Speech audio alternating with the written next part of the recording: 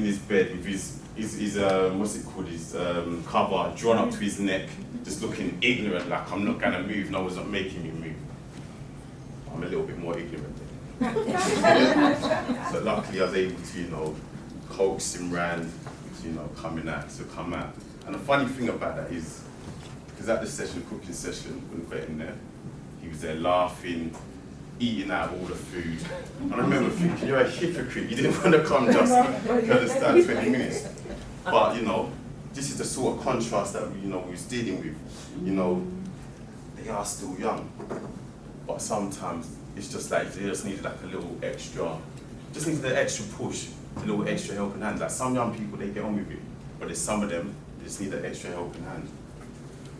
Now, one of the problems is, and what I say, as I said, you know, he was, the free time he was, you know, jogging into street life. So he was around some, you know, I didn't say young people, he was around adults. I think they call it grooming now. So he was around adults who I knew, you know, these were extremely serious offenders. And I remember him saying to me one time, he said, oh, Dave, if you know that, how come you don't, you know, get involved in that? How come you haven't been part of that? I know, in my own way, because I said to him, you know, I know how extreme it can go. Because I know about when, you know, people run up in your house as a 17-year-old, I've said it. Yeah? I know about when, you know, you've got family members who have spent most of their life in jail. Yeah? And this is what I was trying to let him know from early, that what you're doing, it usually on just ends one way. So it's like, we had that influence of the streets for him. And at the time, because, you know, Mum wasn't able to cope, he started going to, or, you know, he got put into care. And the care system, if I'm being honest, sometimes it can work, but there's other times it just doesn't. And like, you know, so I'll give you an example. So I remember there was one care home we went to, and because the person was so loving and caring, I remember that, all of his offending stopped, he was calm. The minute he got transferred out of there, everything escalates, where it goes missing, starts committing felonies, more cases. So much so that, you know, as a 13-year-old, she got sent to jail. So again, think where you was at 13, yeah? So he got sent to jail, and like I said, he's already been around serious street people. So he's already been shown that, you know, violence is how you have to survive. When he went into jail, I hate to say, but you know, I suppose people might call him savage or something. Because all I heard, because you know, I check up and say things, and all I tell is that, you know, he beat up this one, you know, punched up that one, or battered this one. If I'm being honest with you, that's what he used to hear. You know, even at the time, he's trying to still get him into education, but the prison system is sort of limited. So you do education, but it's not like you're doing GCSE, so it's not really going to lead to anything. Yeah, and I don't think he was given that opportunity. So I remember the next time I see him, he was like 14. I remember, because you know, I don't know what he'd been doing in jail, man, but he had some massive triceps. He said, man, you got brothers bigger than me. He's a 14-year-old, yeah. But I remember, you know, he still had that energy, and he was still very energetic.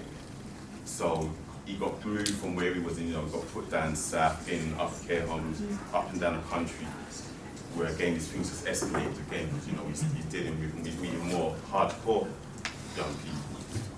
So again, that's when he got that. As a 14-year-old, he got sentenced to 7 years. Me personally, I don't think it was right. I'm being honest, because I don't know what you're doing putting the child in jail. It doesn't rehabilitate them. It does nothing. So the next time I saw him, he was like, imagine, he was about just over 17 and a half. So he'd done about 3 years, 8 months in jail. And I remember, you know, we was talking, and one of the interesting things he said, because when he come at this time, you could see that he was a lot more, I say, focused. Because I remember him saying things like, you know, listen man, because when I went to jail, I was probably one of the youngest in there. I was now one of the oldest in there. I'm seeing people coming in and out of the jail, just wasting time. I remember, because I saw him not too long ago as a 21-year-old, like 21, 22. And I remember him saying, no, I wasted my childhood, David. And the other things that he was saying, you know, when he's 17, you know, he was saying, you know, just the not just the lost time, but how people used to say to him that, you know, this is going to happen. And he said that when he started seeing it all happen, he's like, wow. You see what I'm saying? And that's sometimes why it's important, you know, to try and instill these things into these young people. But, you know, during that time period, what we did do, like I said, you know, I started taking him to the studio project that like what I was doing with funds. And then from there, you know, just sort of started putting a plan together. Because like I said, that place really was like a catharsis for him. So, you know, we'd talk, we'd reason. I remember him coming out with bars that, you know, he's saying, what did he say? He said something like, I used to watch my mummy get beat up and had me feeling all worthless.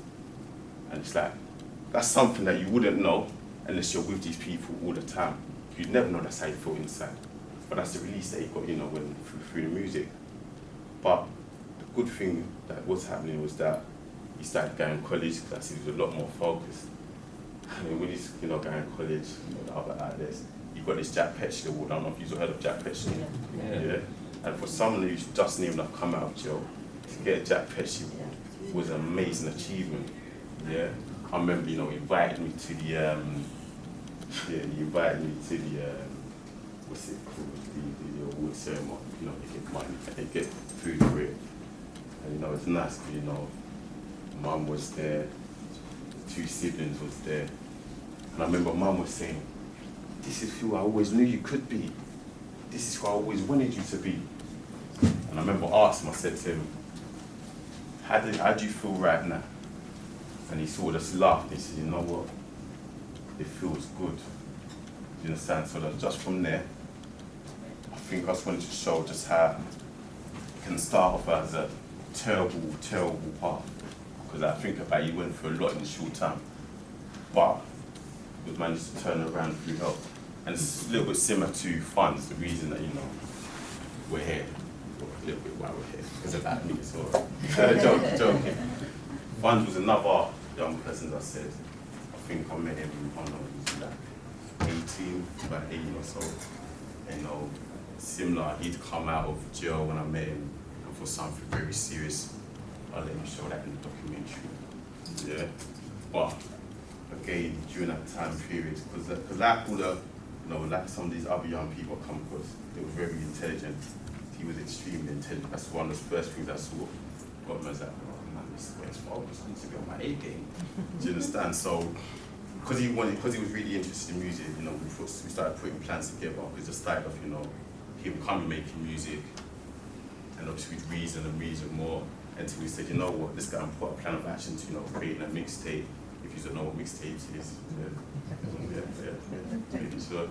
And then from the mixtape, you know, because from the mixtape, we got some crazy engagement in it. We got that proper crazy engagement. And people that we were all over the country. People started screaming this thing called like his little slogan, the Team Dizzy. And how I knew that he was on to a winner because he made these T-shirts, you know, that hashtag Team Dizzy. Me personally, I didn't think the T-shirts was all that. I thought they got the job done. But when he's telling me, Dave, like 20 people already bought them within the space of a few days, I said, oh my gosh. So when I stopped, when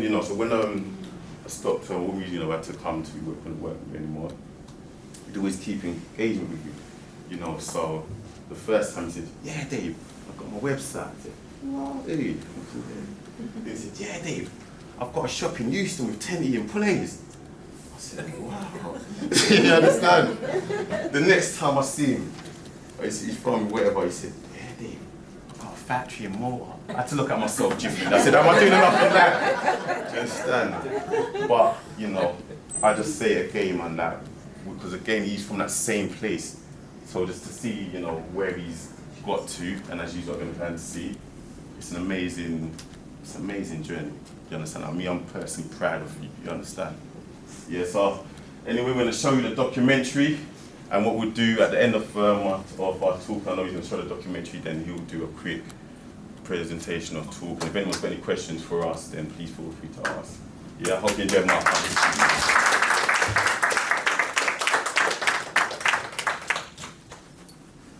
So is this the lock?